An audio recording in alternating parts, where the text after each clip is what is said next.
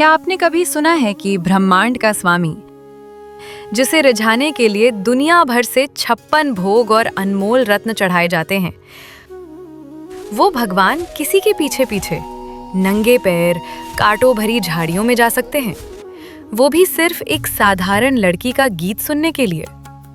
जी हाँ, ये कहानी किसी कल्पना की नहीं, बल्कि धरती के वैकुंठ कहे जाने वाले पुरी के श्री जगन्नाथ धाम की एक ऐसी अद्भुत घटना है जिसने सदियों पहले पुरी के राजा और पुजारियों को हिला कर रख दिया था। आज की कहानी भगवान की लीला और एक साधारण लड़की के भाव की वो दास्ता है जिसने श्री जगन्नाथ मंदिर की परंपरा को हमेशा के लिए बदल दिया। पुरी के मंदिर से कुछ मील दूर एक छोटा सा गांव था। वहां एक गरीब माली रहता था जिसकी बेटी का नाम था मणिका। मणिका के पास न तो धन था, न ही शास्त्रों का गहरा ज्ञान, पर उसके पास एक ऐसी चीज थी जिसके आगे साक्षात नारायण भी झुक जाते हैं, अखंड प्रेम। मणिका हर सुबह अपने पिता के बैंगन के खेत में काम करने निकलती थी।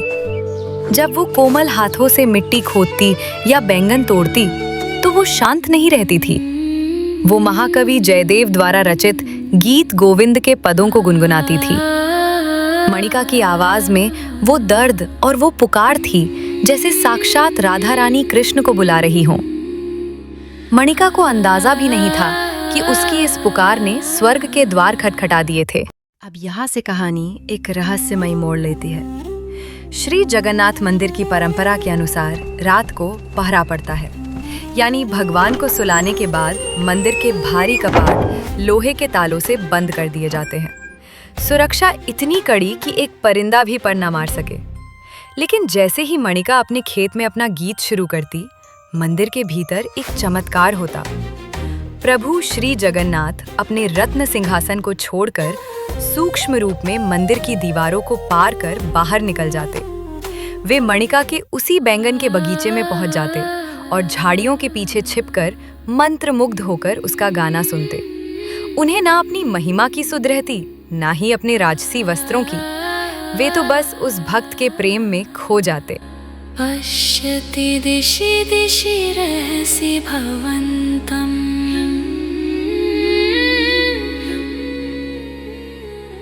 तदधर मधुर मधुनि पिबन्तम्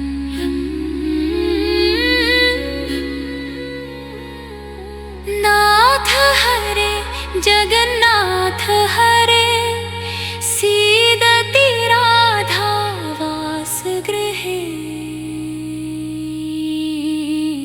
ध्रुवं ध्रुवं ध्रुवं ध्रुवम्। अगली सुबह जब पुजारियों ने मंगला आरती के लिए गर्भगृह के द्वार खोले तो उनके पैरों तले जमीन खिसक गई। भगवान श्री जगन्नाथ जी के जो सुंदर रेशमी वस्त्र, जिसे खंडुआ पाटा कहा जाता है, जो कल ही रात पहनाए गए थे, वे जगह जगह से फटे हुए थे। इतना ही नहीं, उन कीमती वस्त्रों पर मिट्टी लगी थी और छोटे छोटे बैंगन के पौधों के कांटे धसे हुए थे। पुरी के राजा गजपति महाराज को तुरंत बुलाया गया।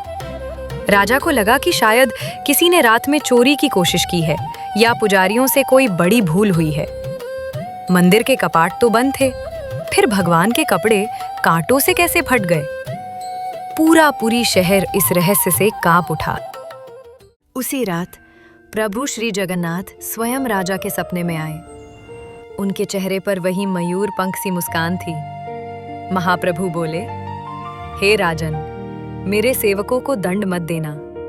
मैं खुद ही रात में मणिका के बगीचे में गया था। उसके गीतों की मिठास मुझे खींच ले जाती है। जो फटे हुए वस्त्र और कांटे तुमने देखे, वो उस भक्त के प्रेम की निशानी है। राजा की आंखों से आंसू बहने लगे। अगली सुबह राजा स्वयं नंगे पैर उस बैंगन के खेत की ओर भागे।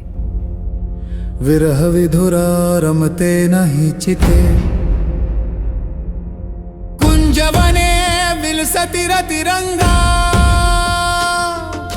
स्मरशर पीडित मानसरंगा जगन्नाथ हरि राधा हृदयेश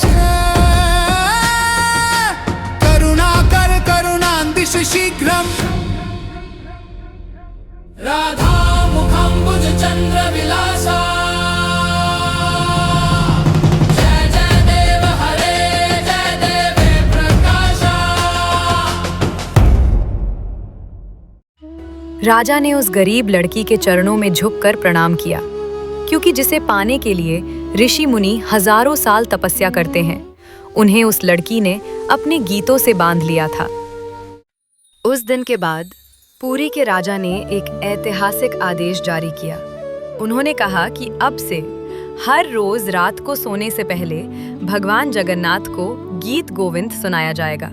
और ये परंपरा आज तक, जी हाँ, आज साल 2026 में भी पूरी श्रद्धा से निभाई जा रही है। इसे बड़ श्रृंगार वेश कहते हैं। रात के वक्त जब भगवान को सुलाया जाता है तो विशेष रूप से गीत गोविंद के छंद गाए जाते हैं। माना जाता है कि भगवान आज भी बिना वो गीत सुने सोते नहीं हैं।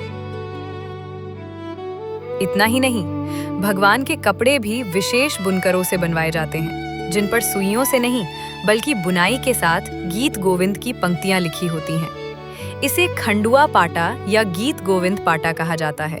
ये कहानी हमें सिखाती है कि भगवान श्री जगन्नाथ केवल काठ की मूर्ति नहीं है, वे मानवीय हैं, वे भावना के भूखे हैं। अगर आपकी पुकार में मणिका जैसी सच्चाई है, तो ब्रह्मांड के मालिक आज भी आपके लिए अपने मंदिर की दीवारें लांघ सकते हैं। अगर आपको भगवान श्री जगन्नाथ जी की ये सुंदर लीला पसंद आई हो, तो कमेंट्स में जय जगन्नाथ जरूर लिखें और इस वीडियो को शेयर करें। मिलते हैं अगली दिव्य कथा के साथ। जय जगन्नाथ।